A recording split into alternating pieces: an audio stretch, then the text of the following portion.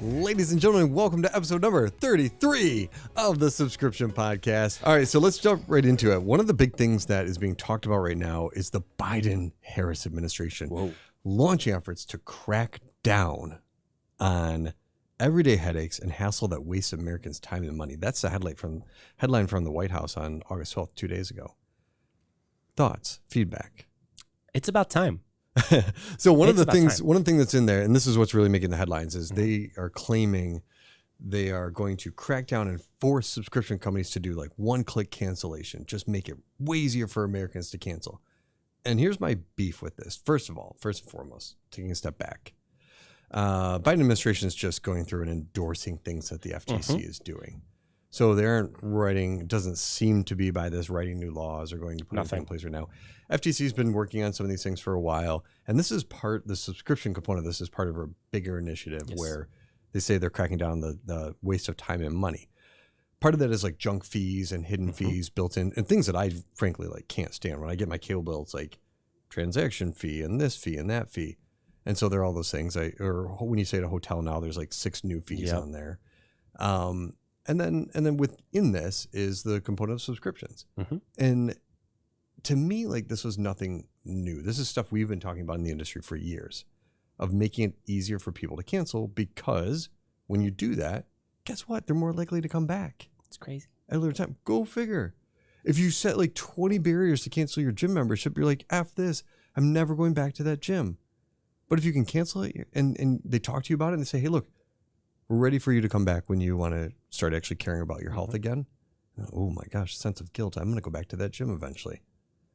And that's something we talked about this year at SubSummit, right? The resubscribe rate, one of the most undervalued metrics that people might not be monitoring or might be monitoring loosely. That's something that's very important. It's very different than just a regular churn and a regular acquisition because you have an existing relationship with the customer. They may have been gone for a year, for 2, or for just a month, but they are coming back to you, and there's a reason for that, right? So the Biden administration, what they're doing is great by putting more of an emphasis on the click to cancel rule, which is something the FTC, for those of you who are not aware, pushed really heavily starting March of 2023.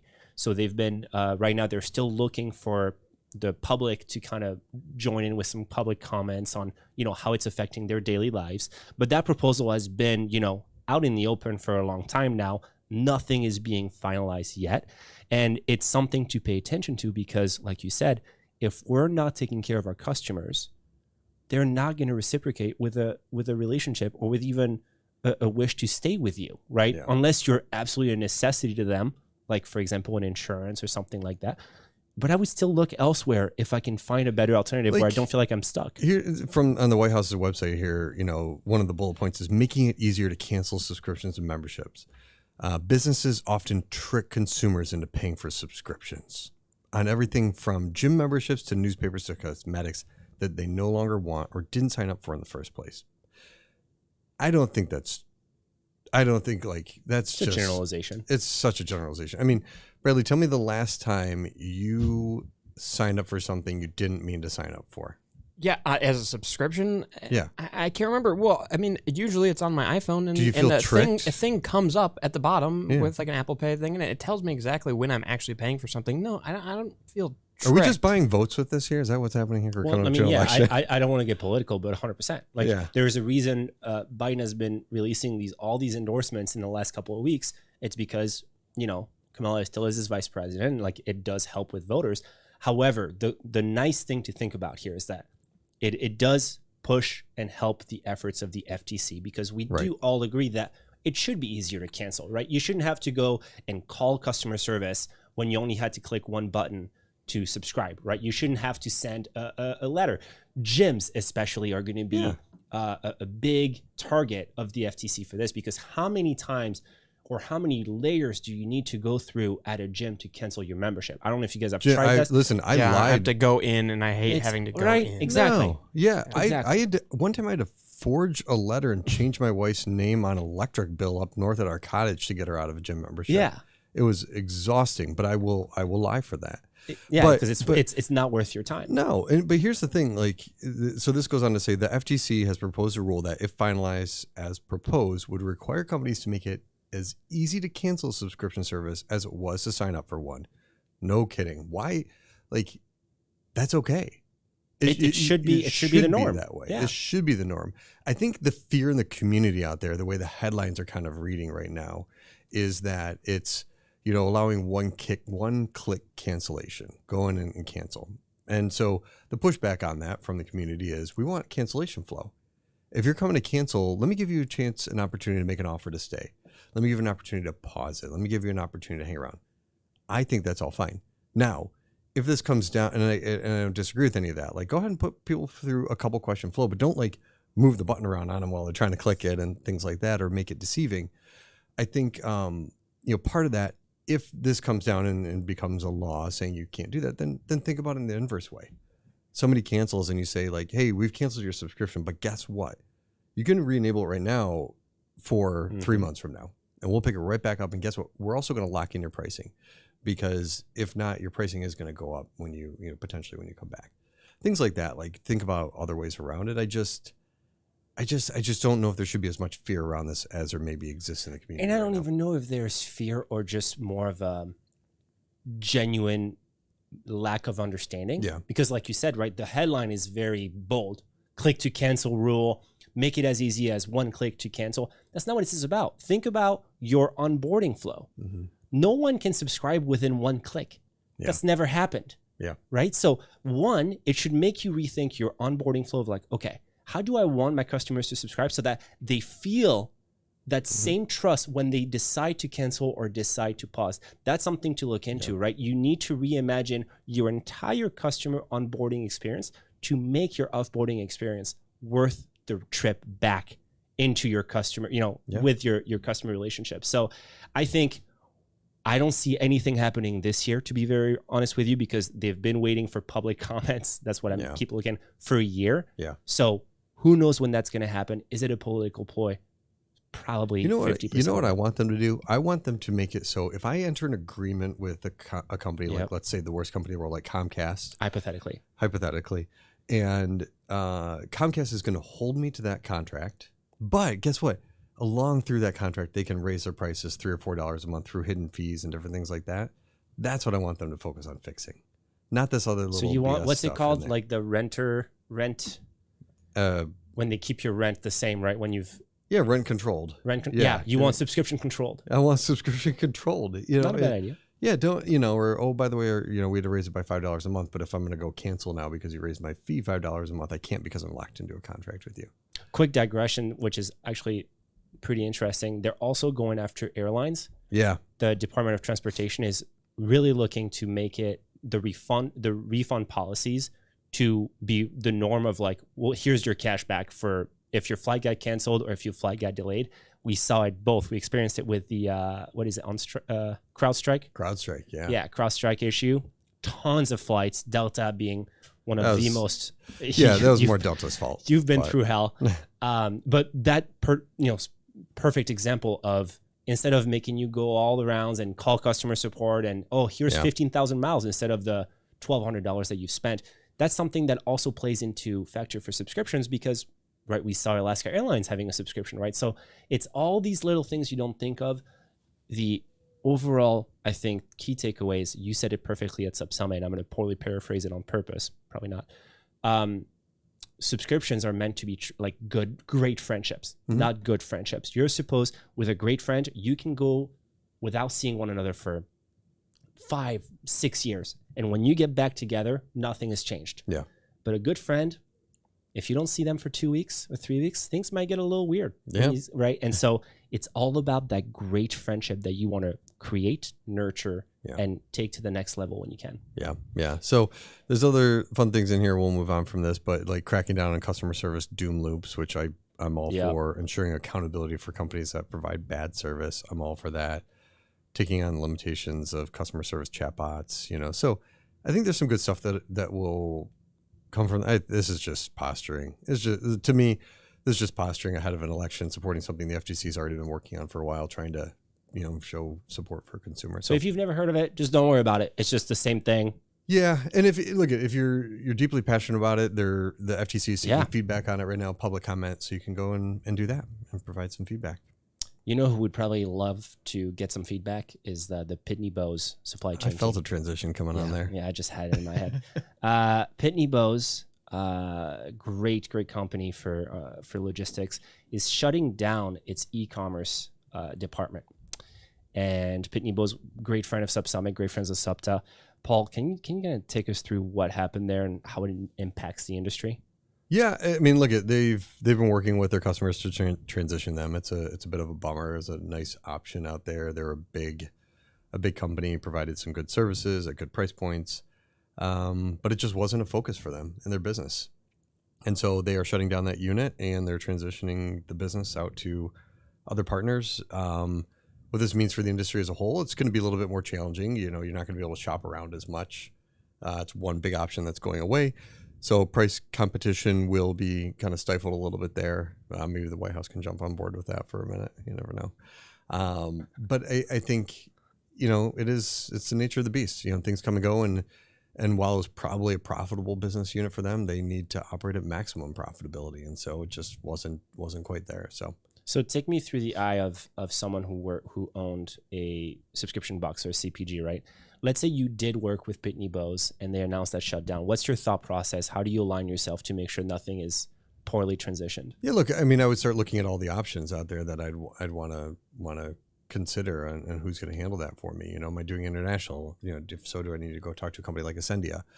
You know, am I you know, kind of helping? You know, am I going to transition this to one company, to multiple, getting quotes, looking at who's going to be the best option out there. So I do think, you know, they've provided some good options. Obviously, they don't want to leave people high and dry, and so they're gonna give people in the right direction. But you know, we've got a lot of great resources throughout our website and our annual report, different companies to look at. We had a lot of great brands at SubSummit for people to consider. So I think, you know, there's not a loss for options. It's just a bummer when you got to make that kind of a change. That's all. Yeah. It's just another thing to worry about. It's just another thing. Another thing to add to the list. Absolutely. Well, best of luck to all those brands. And like you said, you know, if you don't know what the next step should be, SubSummit is the perfect place for you to figure that out. Tons of vendors that can help you figure out the next step for you and your team. So if you have any questions, you can email us at info@subsummit.com and we'll help you out in no time. So speaking of heavy lifting. Oh, that's Bradley. Good. That's good. Give me some cues here. Give me some. A little applause. Give him some love. Thank you. The Olympics just finished. We just wrapped up an amazing Olympics in your home country of France. Paris did an amazing job, minus a little bit of weirdness on the opening ceremony there. We worked through that. Read it up, folks. Learn on your stuff. Stop complaining because 3 people said it was bad. Yeah. So, but it was interesting. This is the first, like, we really had a ton of streaming happening. Oh my gosh. Peacock streamed all 329 medal events. I think I watched all of them. 17 billion minutes viewed, around 4 times as much as the Tokyo Olympics. And it totally, like, the Tokyo Olympics kind of, like, were a weird it was memory. Skewed, yeah. Because it was a 2021 really was the year. No fans in attendance. As the COVID years meant to happen in 2020. And and what a bummer too. Like, I was all excited for the Tokyo Olympics because it's such a cool, could have been really cool sweet city. They should do like a reprise. Like, they should allow them to host it again. And it'll come back. I know, but like Paris, I think it was the first time in 20 years they hosted it back. Okay. So they don't go to just brand new cities all the time. Like they do try to find the best cities for their When's job. Los Angeles last hosted in 88? That was a long time ago, yeah. A long time ago, somewhere. So back in LA here in 2028. So anyway, and then 30.6 million viewers across all platforms. That's up 82% from Tokyo.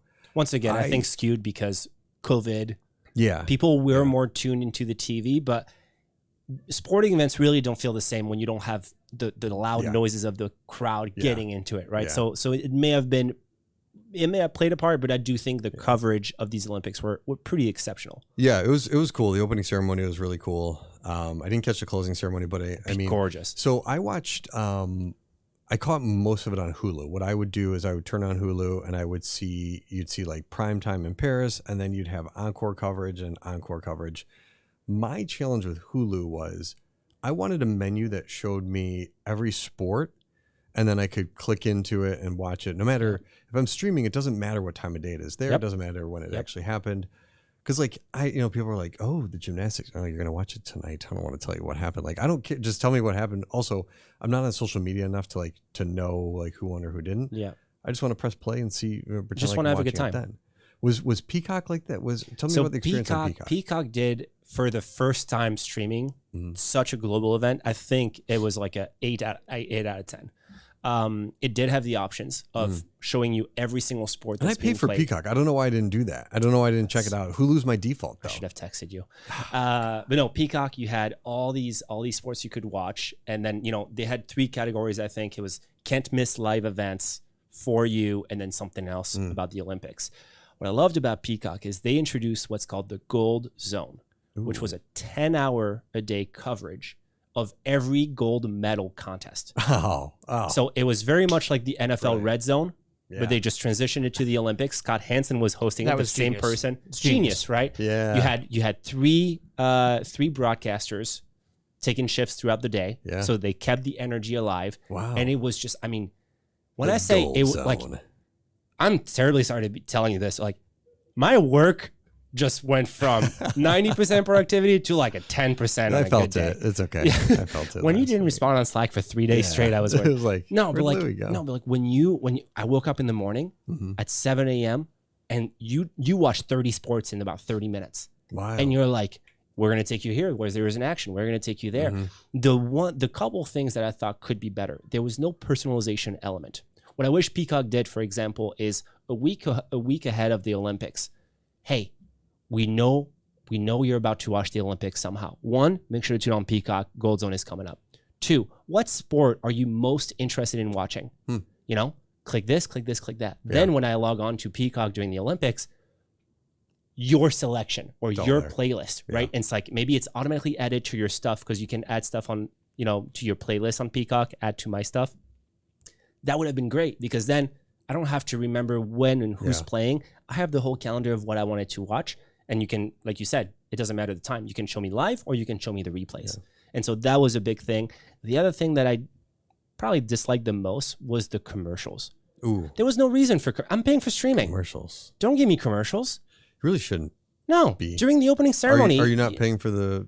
I'm paying for the premium. So why'd you get commercials?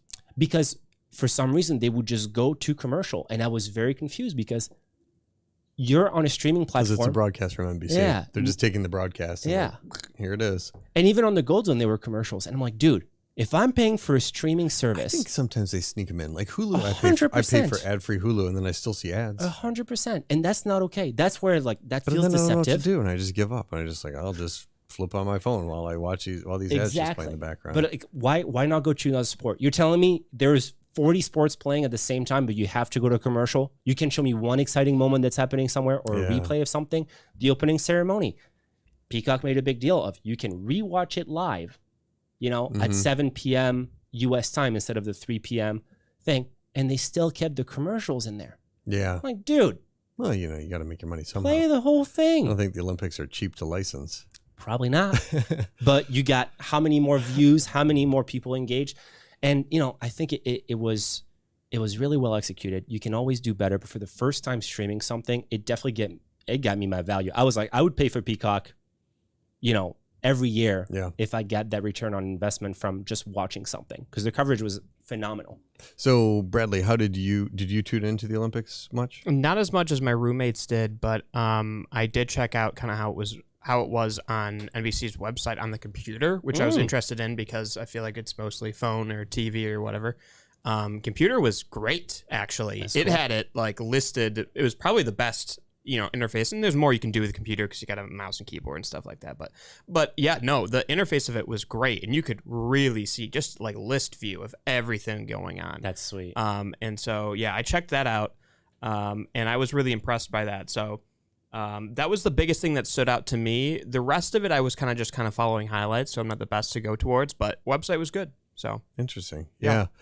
There are a couple times where Morgan's like, oh, I want to watch women's soccer. And we'd have to look at the encore coverage and look at the description and see, but the user interface should have been better. like it was, I think it was a missed opportunity to engage us more and get us using it more. And then too, like, you could have thrown more commercials to me because we would have been watching more content that we wanted to watch. Was there for you guys any sort of notifications on the Peacock app or anything like that that said like, hey, tonight or right now, live now is this big event or anything like that? Because to me, I would have actually appreciated that. Yeah, I'm sure. I never get an email. I never get any emails. I don't think I have my notifications turned on. Would you receive emails? Like, is that a thing? Like, yeah, Peacock does send you some emails. But you check them, they don't go to like junk or anything like that. You get them. Interesting. Mine get in, yeah. But I didn't receive any email. I don't have my notifications turned on. Yeah, neither do I. But I will say that that's a great idea, right? Like, and like there's the big ones. There's a couple big ones that are here. You know, you want to watch Olympics gold medal, 100 meter final, or yeah. No, absolutely. I think those are the little elements of customization and personalization where they could have gone a little deeper, especially for Hulu, from what I'm hearing, where you don't get this event every year. This is like truly, this brings the world together, and it brings families together, right? Like, hey, like, let's watch this together and stuff. So making it hard for you and your family to find the soccer match, that's a worthless, like, it's a time sucker, right? Yeah. Like, just get me to where I want to go without all the friction that, I have to encounter, right? I think Peacock did better than Hulu. I wonder how other streaming services could have done. I was kind of thinking, like, if Disney was broadcasting, right, what would it have done? I feel like they're really good about that customization element. Yeah. So I was pondering, like, okay, maybe they would do this like that, and maybe there'd be more quizzes. And I also thought this was such a great time for companies to get data from customers. And I don't think they leveraged that nearly what enough. Sports are you most interested in? And then you can start throwing the ads around those sports more. Do quizzes, right? Like at the you're watching something, instead of a commercial, do an interactive quiz as I'm watching, like, who's your favorite athlete, and whose date of birth is the same as yours, and you show, like, Steph Curry was born in May 7th or something, and it just gets you. You already know all that about you. It just gets you going. But the commercials are worth more money. But I don't disagree with you. There are ways, right? Like the data's like, I guess, like, the data is valuable, but they already have all that from Facebook and stuff. What other data? You know what I'm saying? What other data could they have? Yeah. I agree. I get that they can tailor your ad preferences a little bit more, and so not surprised by that. But what's interesting too, transitioning a little bit here off of that, is recently you saw Paramount is continuing to struggle. They weren't able to find like a good merger up there. They're working on some things and trying to make that profitable, and there's a lot happening in that space. Disney recently announced, I think it was on their earnings report or elsewhere, that Disney Plus is in fact profitable, but that's when it's including Hulu and ESPN in the bundle in there. So really, the only other profitable streamer right now is Netflix, who's not releasing member count nah, starting you in can figure 2025. it out. Just do the math. I know, but it's still interesting to me. And so that's where, like, those commercials make a difference, and that's how Netflix continues to be profitable. Is the ad-supported tier is significantly more profitable for them. So it'll be interesting to see what continues to unfold in the streaming space here, and what's next. But I think you and I were talking about the frontier for, like, streaming services to separate themselves was live events, and I think Netflix toyed with, I think there was like they've done a bunch of live stand-up comedy specials, and they did that golf F1 race or whatever, but hosting the Olympics live on Peacock almost exclusively of that extended coverage, thanks to the NBC partnership. That's cool. That's huge, right? And then they can advertise to you that they're broadcasting the Premier League. So if you like soccer during the Olympics, hey, guess what? Stay on. So it does show. I wonder the battle that's going to ensue for the LA Olympics, especially because all these companies are local, right? So you can place your own cameras, you can have your own production crew. So this can be incredibly interesting. Like, in the next 3 years, we're going to see this, like, battle really, really start ramping up. And I'm pondering if it's already ongoing right now. Oh, I'm sure they'll start immediately working on that licensing. We want Snoop Dogg in the. That's all I'm saying. Snoop Dogg, mascot of the Olympics for Paris somehow. Not a French person, just Snoop Dogg. Then travels, flies back, closing ceremony, starts rapping. Crazy. On the Santa Monica beach. And Flavor Flav. I saw Flavor Flav at the Olympics too. That man's sponsoring everywhere. the water polo team. Yeah. Shout out that Flavor guy. Flav. He's like the Energizer Bunny of entertainment. He just keeps going. He keeps coming back into the picture. Like he was at the Detroit Grand Prix, and I was like, "Oh, Flavor Flav's at the Detroit Grand Prix." That's cool. And then you see him at the Olympics, and then you see him like it's just wild how he just rides. Like I don't know anything he's done in the last 2 decades. Doesn't matter. But he's just those royalty Flav. fees. Am I right, Flavor Bradley? Flav. Gotta love the royalty fees. Yeah. We love the loyalty fees. The the loyalty also royalty love this. fees. Yes. Yeah. Hey, you know who else was making news last week was Figure AI, the humanoid robot company. Ooh. I haven't heard about that. Catch me up. Yes, I need to hear this. Particularly excited. They announced Figure 2. So they created Figure 1, very cool humanoid robot that they built. And in like March of 24 here, Elon Musk tweets to Brett Adcock. He's like, bring it on. And then they announced Figure 2, and Brett went back to that tweet of Elon asking him to bring it on and took a picture of from I think it was like the Captain Phillips movie. I'm the captain now. Yeah, I am the captain now. And because they've surpassed, I think, what Optimus has done. And it's a really fun battle in the humanoid robot space. California-based company. Interesting. Yeah, they're doing really cool stuff. And Figure partnered with OpenAI. So the humanoid robots are using OpenAI for their machine learning built into it. Now, the interesting thing, and they're starting to put them on assembly lines and things like that. Voice commands. Ooh. The interesting thing here is we are another step closer to be able to subscribe to a humanoid robot in your life. So... Here it gets. I still don't know baby. how I feel about it. Yep, it's coming. And it's going to Large be great. war It's going to be chests? glorious. It's going to be amazing. So I think the biggest difference right now it's ready for voice commands. It get like it's self-correcting. It's 3 learning times behavior. the computation AI inference I mean, available. it'll learn when you're 6 RGB cameras. It's Yeah. 3 times more than twice as much as Bradley has. Yeah, right. That's true. We don't need you. We need this.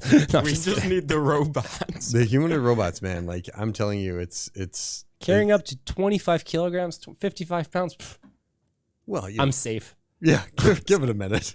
Bradley, you're not going to work out. We're going to be just fine. That's amazing, though. They've come really far in the last year, and I mean, only a matter of time to see what's next from here. I know you're super excited about it. I know we've talked about this. But like 10 to 15% Is- chance is- it kills us. Is the public's consensus more of like fear or more like yours? I feel like you're in the minority, nobody right? Out of my household of individuals, which consists of a wife and 4 kids, 2 of them 14-year-old. Parker's got to be pumped. Parker will be fine with it. Parker's 10. You know, he'll be okay with it. The twins are like my wife. Like, I don't want a robot wandering around the house. I'm like, That is weird. and then when I present it in the way I do, of like, but the robot will do the laundry and load the dishwasher and cook dinner and do all these things for us that we Don't want to do. don't want to do, that we fight about doing, and I yell at you every day about doing. They're like, oh yeah, the robot Do you will want be Dad cool. to yell less? Do you want Dad to be less crabby about when he walks in and there's a pile of shoes everywhere? Then You get want Dad a will clean damn those up. robot. Yeah. So I think you have such a utopian vision of this, and everyone's like, "I've watched iRobot. I'm not touching this." Yeah, I mean, look, man. Like when the robot is there and it thinks you're an intruder and like tries to like strangle you and doesn't go well, it's gonna be a problem. Cut the podcast right here. This is going to be for me one of these things where it's like it's so cool to see it, Yeah. but once we have it, I don't don't know want if it. I would want it. But it's like I want to see it. I'm interested in it. I'm gonna look this up. It's gonna be sweet. It's super cool. But like I don't know if I would want that actually. Every movie suggests this doesn't end well. Yes, Jurassic Park's one of your favorite movies, and I know that's not robots, but it's the same ideology of should we be doing this? Do you want a dinosaur in It's your cool, but When we were talking about this on July 3rd Park Day, July 6th Park. That's not even close. So that was an It's inside not- joke. It's not close to and begin with. He ruined it. Ruined it single-handedly. it's so bad. It's so bad. July It's a- 6th Park. It's so bad. It's hard to remember. Yeah. Premise of it is I don't know how terrible. many people I said Happy July 3rd Park. They're like, what? And you were so talking about? proud. You were like, "Yeah, this is cool." July 6th Park Day. July 6th Park. Yeah. There's an R in there. Well, the Yeah, you're joke's supposed gone to- now. yeah, 'cause well, I too screwed late. that up. I think it's going to be for the elite, though. Yeah, you're right. You're right. Sit in it. This is going to be primarily for the elite, right? Like, it's not going to be a $200. Or is it going to be corporate? Is it going to be factories, Hey, companies, not individuals. Let's pause for a second. Let's have a serious conversation. I know about what he's this. going to do. He's going to line item the budget. He's like, this is what you would I want you to tell me what you would pay. Take out the fear factor of it for a second. Take out the fear factor. What would you pay for a humanoid robot in your life? Bradley, you go first. Go. What would I pay? I can't pay a month or a year. I can't pay any more than per month. Let me see if I can compare it to something. I can't pay any more than what I'm paying for my mortgage. My house should be more expensive than my robot, in my opinion. Agreed. So Fair. if I have what would be my largest recurring payment, which would be my mortgage, it can't be higher than that. So What about your car? So that's one thing. I think it should be closer to what a car would be. Okay. But Yes. why? I think it should be closer This is to Bradley's answer. I Go think ahead. it should be closer to. Well, I'm just trying to put in because we've never seen anything like this, right? So I'm trying to compare it to things that already exist in my life and things that I use a ton, things that I need, things that are essential. All right, so let's say we talk about something like a car payment or something like that. You know, would I own this? Is this a subscription? Are we? I mean, this is a subscription podcast, or No, I paying you don't own it. a- You don't own it. I This don't is- own It's a it. usership thing. Yeah, it's Okay. usership. The robot's chilling with you until you stop paying. Because somebody else can use it. a few if you're $100 not. bucks? Okay. Yeah, Like, few is like 300? $300. Yeah, 300 a A month? month. Okay. 300 a month. I mean, yeah, actually, So for that seems 300 a about month, right. you get. I mean, this is a thing that it can do anything for you, right? You can clean your house. You can, you know. I mean, it's learning. Yeah. So that's Within learning. reason. It can do any, yeah, no, I get what you mean, though. It's literally, to me, it should be comparable to my car. And we say a few $100s a month. Yeah, $300 a month is what I would do for something that could do everything that you're advertising. Yeah. It's not going to go like kill your neighbor's dog or something because it's barking No. too much. We don't I'm want that. gonna go- No, unless I tell it to. Sorry, cannot compute. I'm going to go process of elimination here. I don't need a robot to do the laundry. I don't need a robot to mow the lawn. I enjoy mowing. You don't need I know, but, like, that. I'm saying- by the way, saying Maybe those- you don't need it, but you would have time. I'm saying that those you would- things I enjoy. Like, Okay, all right. You want to do it. I have no problem doing the laundry. I enjoy mowing the lawn, so I don't need a robot for you don't that. have kids yet. Go ahead. Keep going. That's true. When you Keep going. it's time for kids, Listen, yeah. it changes. I thought we were listening to Bradley's Sorry. answer. Go ahead. earlier. Go ahead. He's right. Yeah, hit him He's with right. a He's got boo point. boo He's got a sound point. here. I Is there a can't do boo that. sound? I can't I'm do sorry. that. No, we don't do I don't boots. have So- boos. No, I have sad trombone. Cooking would be nice. Cooking would be a super helpful thing. Grocery shopping would also be massive, but I'm still paying for the groceries somehow. Yeah. So you're saving me time, but you know, And you could do like a Walmart Cooking would Plus be or important. something like. Could you do You're a right. subscription service You're for right. that? That's not robot. so then what else? Cleaning would be helpful, very helpful, because no one wants to do that, like a deep cleaning thing. No one wants to do that. Yeah, like your bathroom. That's great. Yeah. Well, your bathroom, I don't know. Everyone's bathroom to a certain extent. Is And then not what else would it? Let's think about all the possible. What else would a robot be able to do? I Inside mean, the house? just tell it to go like do like do you? Well, you don't have like a garden or anything like that, but like gardening takes a lot of You're time. right. It can take a You're lot right. of upkeep. Weeding. yeah. Yeah. Lawn work, outdoor work. I'd probably pay $150 a month.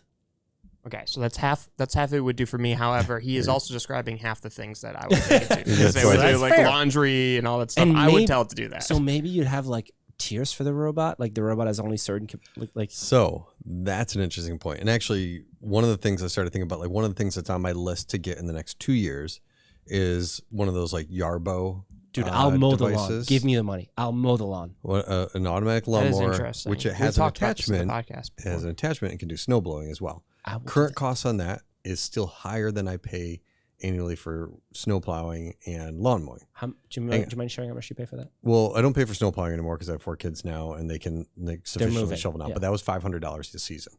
Okay. Okay. Lawn mowing for myself right now, I'm getting a really good price, but that's going to go up. Let's say $40 a cut times 4 weeks. So it's a good $160 a month. And then that's going to be 5 months out of the year. So I'm paying $800 for that. So you take the $800 and the $500, I'm at $1,300 annually for like yard service. And it's still more expensive. Yarbo, I think right now is like $2,000 to $3,000. It's $3,000, I think. So like I Per can't. year? No. One time. Got it. One time. Oh. You're buying the device, and it might be 3 to 5, like when you add on like all the attachments and stuff like that. Yeah. I needed to be able to pay it back in 2 seasons, and I'm not quite there yet based on Makes however sense. much I knew it cost. So anyway, So for me, humanoid robot, let's say, what did I just say? 1,300 divided by 12, that's $108. I'll just say $110 a month right there that I would be able to put towards a humanoid robot. And then you say for like laundry, cleaning our house, childcare, like just somebody, and I'm going to say somebody being there. I see. Not like changing diapers. So like we have to have somebody get Logan off the bus when he's in kindergarten. Now he can get off the bus. But it's just somebody to be just there. Little things, yeah. Just a body. That's like feasibly. It's like an enhanced security. It's like another $500 a week. Holy shnikey. Like I said, you haven't had kids yet. So take 110 and, you got another 2,000 there. So, and then like the time to make dinner, like one of the things I always said, if I can afford it, I would hire nutritionists in my life. Same. And do like healthy meals and stuff like that. That's so smart. I put a We should value. just all marry one. Dude. I put a value on that of a minimum $200 a week. Agreed. It's a fair price. That's another 800. So you'd pay. Paul's about I'm to at pay $3,000 a lot of a money. month. I'm at $3,000 a month for the humanoid robot on like a break even. So for me, like that's where that investment, and then now I've reclaimed that time. And when I started saying like, I like mowing the lawn, I like doing all these things for you, you start to like, when you start to have kids, you start to look at like the time you put into those things. And while like it may be a good break, it's like, it's time away from the kids. Or when I'm trying like, and so that's the hard part is like, you have to find those times where you can reclaim in your day. And the argument I've been having with Jen all summer is like, I will pay for somebody to come in and do the kids' laundry because she's a teacher, so she has summer off, versus you doing the laundry all summer. You shouldn't be spending your time off, your vacation, your summer doing laundry and the kids' laundry all day. I want you to enjoy time with the kids. I want you to enjoy time for yourself. And we're lucky that we can afford to make that investment. And so, like that's where I would reclaim that time. It's the little things. Time is the most precious commodity, the most valuable commodity in our lives. And that's where I look at those kind of things. Do I actually have fear of like a humanoid robot coming in and like, it's got cameras on it. Who can hack into that? I mean, the world is going to be a much different place. So we'll see. It'll be interesting. It's fascinating. I think I knew the perspective that you had as a parent. I figured like it would be totally different, but it's so funny how the three of us, thought of it differently. Yeah. And I think it does like beg the question of, for example, you would use your robot probably 5 to 8 hours a day. Right. Yeah. And like, I think you made that idea possible with, you having the robot that you can loan out to your where I jumped off on like the Yarbo, there's no reason I should have a robo mower and my neighbor should have a robo mower. Like my 5 neighbors, we should have one robo mower that just goes nonstop all week long across all of our lawns. Yep. And so I would borrow your robot. Like I would need for my lifestyle, I need it for 2 hours. Yeah. So if we were next door neighbors, I would say, let's just make the bounds bigger and the robot will just mow both of ours and we'll split the cost. Like super easy. I think, and the same can be said. This is Tesla's long-term vision. I mean, they're supposed to announce robotaxi this month. They're not there yet. I think it's coming soon. They're making a couple changes to like the car that's going to be part of it. But that's their long-term vision is you don't actually own your car anymore. It's part of the robotaxi fleet and it can go and pick other people up and do other jobs. Same thing applies to what their vision is for Optimus and the humanoid robot that they're building. Is there's no reason why Optimus can't be doing laundry at my house and walk across the street to the Otto's house and then start doing their laundry and like do all their stuff. And we're just paying for one robot. So now the $3,000 a month is $1,500 a month. Yep. That is much more palatable. And that makes it a no-brainer. Yeah. Makes it a no-brainer. I think this is the scary thing when people think about those futuristic investments of, are we getting closer to like a Wall-E future? Like, right, you're just in your chair, not doing anything. Or do you have more time to work out? Exactly. That's what I was going to say. Like, or does it bring you closer to people, right? Because now the time you're spending doing laundry stuff, like, why don't we just go out with, my neighbors, or why don't we go out with those friends I haven't seen in a while? Yeah. Because now I have time because my 9 to 5 is just a 9 to 5. It's not a 6 to 10. And that's the pushback. The 9 to 5 and by 2030 will be like a thing of the past, and most jobs will be dramatically transformed by the year 2030. And love them or hate them, the thing that Elon Musk always says, and I've heard it from other people as well, we will live in a world of abundance. Because of how much is at our fingertips of things that we can do. Like you'll have so much more time. You'll have so much more resources available because now the humanoid robots and the robots are doing the work where like you can go and actually enjoy your day. Yeah. Now, how you'll make money, that's to be determined and what happens from there. But we evolve. We figure things out. Yep. I hope we don't get to the world of WALL-E where people are just like, it scares me, man. Riding around in chairs doing nothing, staring at screens and morbidly obese. But we'll hold the staring at screens thing is already happening. But it's a matter of, I think you're right. It's a matter of putting priority, like setting your priorities straight, right? Like if you, like you're saying, if the reason you're purchasing a robot is to gain time and you make the most of the time, amazing. If someone else gets a robot just so that they don't have to do anything, that's where we get in trouble. Yeah. And I think you'll see both. You'll see both type of people, and I think we'll get to somewhere of a balance, just like we always do. It comes right down the middle, but I think it could be interesting to have, instead of everyone having a robot, neighborhoods having one robot to share, and where it's like scheduled, right? So maybe your time is every Tuesday and Thursday from 8 to noon, right? And that's how it starts to introduce that kind of stuff. And like you said, we don't want to make anyone fearful. And I think that's going to be the biggest hurdle for these companies of how do you make sure nothing happens with all these hacking happening? Right. Like someone, like an intern almost took down an entire air right? It's fascinating. So it'll be interesting to see. What would you, Bradley, what would you name your humanoid robot? Great question. Oh, name? Oh my gosh. You better come up with a good one. Oh, every time I go to the McDonald's drive-through by our house, that's amazing, because you start to think of, well, you could go down two routes, and you could try to humanize it, which is dangerous, and give it like a human name, or you could do go sci-fi with it and have kind of fun with it. There's a good chance. Like call it C-3PO, call it R2-D2 or something like that. I'm gonna give you a warning right now. There's a good chance. Look at me. No, I was looking over top of my computer. There's a good chance you're gonna fall in love with your robot. No. It's already happening. I can't fall in love with my robot. I have to fall in love with human beings, Paul. Well, you just be careful. Sucks. Because the robot's going to know exactly what you... In that case, her name's Vanessa. Oh, man. I switched from R2-D2 to Vanessa. A female name. Yep. Crystal. Vanessa. What would you name yours? My default to go to is Rosie, because of the Jetsons. That's cool. I really like Rosie the robot. That's cool. Or Jarvis. Jarvis is fun too. Yeah. That's neat. You go Iron Man with it. Yeah. What about you, Louis? Well, hang on. Bradley, what was your final answer? Was it Vanessa? Vanessa? My answer's Vanessa, yeah. Or would you do something cool, like a Star Wars tribute? It would be Star Wars something. Yeah. It would probably be like R2 or something like that. Yeah. I have a feeling I would go nerdy with it. In the end, I would go nerdy with it. I think like a BB something, maybe not BB-8 because you're Bradley, Yeah. I could make like it would be robotic. Or BC. What's your favorite number? What's your favorite number? 3? So BC3. Yeah, that's cool. I like that. That's cool. I kind of like it. But then it's just weird because it's like Bradley Coster the third. Yeah, well, I'm not having kids, so I gotta have enough of them. I gotta have 2 of these. Did you notice this? Paul gave you an idea, got you hype, and then brought you right back. It's like, well, that's kind of weird, actually. I wouldn't do that. He's the one who served me the idea. That's so cool, but also it's weird. Did you realize how terrible that was? Child. All right, Louis, what's your robot's name? Oh, man.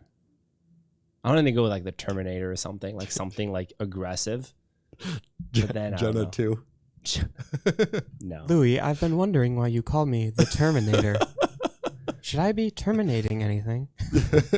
Yes. That's how it starts. Terminating love for you. I don't know. What would I maybe like a French name? Oh, that's fun. Yeah. Or no, you know what? No. What's I feel so bad. Batman's butler. Alfred. Alfred. Yeah. Maybe I like that. Yeah, you do like a butler name, yeah. Yeah, kind Alfred's of a cute thing. One. But I'm with Bradley on like, do you want to humanize them? Like, let's say the robot comes and it's when I have kids. I don't want my kids to be like, hey, it's Uncle Alfred. Like, no. Yeah, I don't like it. Well, the thing is with kids, though, I think there is going to be a natural amount. Like no more tablet time. Kids could humanize or grow relationships to toys or dolls or anything like that. So a robot's not going to be like it. Totally, they're going to have some sort of feelings with this robot. Do you want to play with Paul's jokes though? Like parents will never have to be the bad cops ever again. No, ever. Like blame the robot. Sorry. Yeah. Oh my gosh, Jarvis took away my iPad again. Like can't about that. Sorry. I'll go talk to him. Jarvis, good job. Great job. Yeah. Yeah. Here's some oil, Jarvis. You've earned it.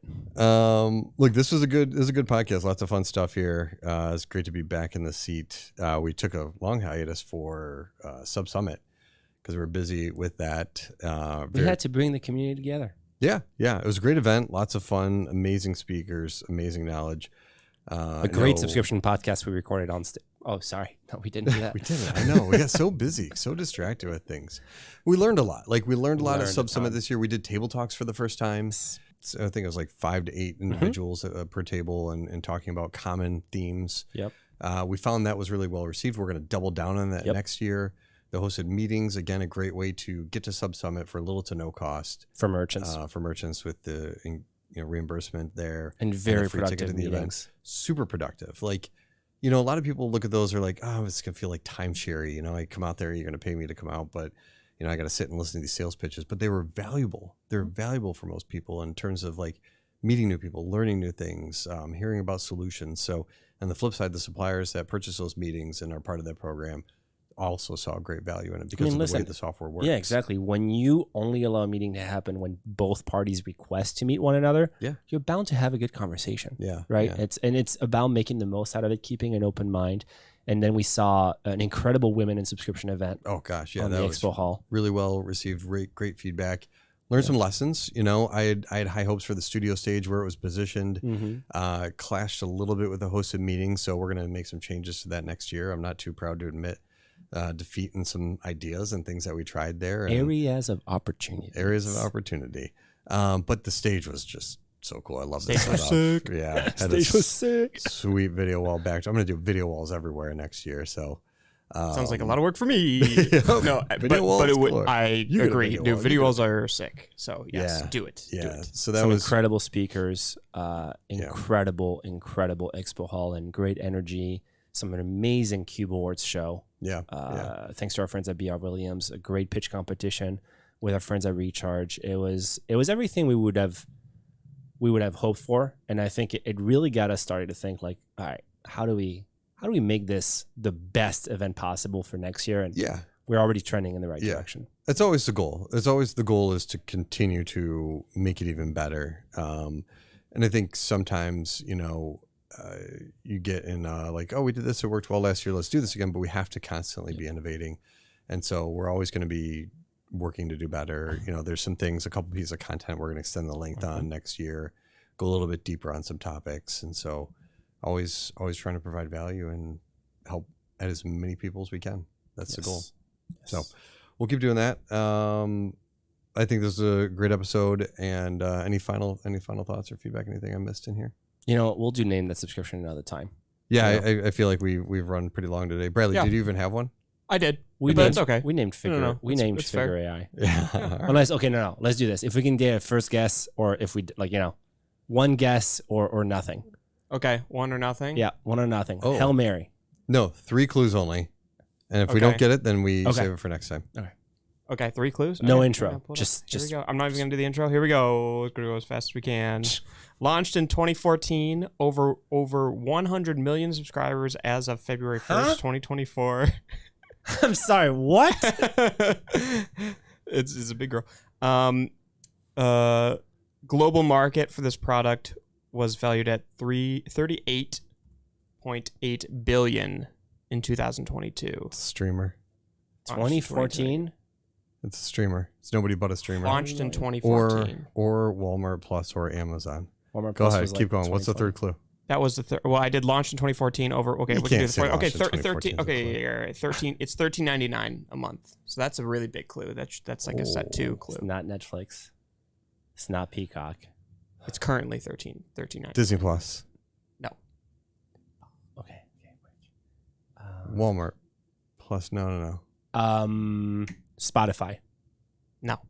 Oh, come on. Amazon. 2014. It's not Netflix. All right. Well, we didn't get it. We'll save it for next time. Next time, baby. Yeah. Although I'm going to start looking this up. What a now. cliffhanger. Yeah, right. I should just. No, I'm not. Wait to the end of the episode to hear who the name of that subscription is. Doom. We keep the episode The on end for of the like a week episode. straight. All right. Do we want to know? Do we want to? No, we don't want to know. We do. Here, I want to do it. Let's do it. Let's do it. No. We're just gonna finish this at this point. There's like 2 bullet points. So you guys will get it. Do you want to do the intro? You guys are gonna get it right now. Nope. This is a digital product. You probably already knew that. Never been a Cube nominee. What? Parent company has 180,000 employees overall as of 2024. And it's not Walmart. Is it Paramount? No, they had 7.9 million. No. And 55% of net revenue from subscription fees goes to the content creators. Oh, Twitch. Patreon? No. The parent company. Twitch? No. It's not Twitch. It's not Twitch. I'm starting to really dislike you. Spotify? Parent company. I already said that. Parent company. That was smart with Twitch because you were thinking maybe Amazon for the parent company. Yeah. You're getting closer. Significantly closer. Masterclass? No. What's Masterclass owned by? No, it's not. No idea. It's not 100 million. You're very close, and you're gonna be angry. Is it Meta or X? Twitter? Oh, Meta's good. No. YouTube? TikTok? It is YouTube. It is YouTube Premium. We're idiots. Yeah, it is YouTube Premium. That's a good one. That's a really good one. Shame on both of us. No, we don't deserve this. We do not deserve this. Got 1 point. We deserve silence. 1 point participation 1 points. point. That was the 5. We were getting to the 5 points. It was going to be, you would have got it when I said owned by Google. It would have been the easiest. Yeah. It would have been a layup there. Yeah. That's good. Why didn't you say YouTube, man? I know, right? All right. Well, everybody, thanks for tuning in. This was an amazing episode. I really appreciate it. If you like this, subscribe, follow, push all the buttons, leave some comments. Tell us what you think. Tell us what session you would like to see at SubSummit 25. Think about every challenges you're undergoing and you're seeing coming your way in 2025. What do you want us to help you with on stage at SubSummit 2025? And thank you for tuning into this episode of Subscription Podcast.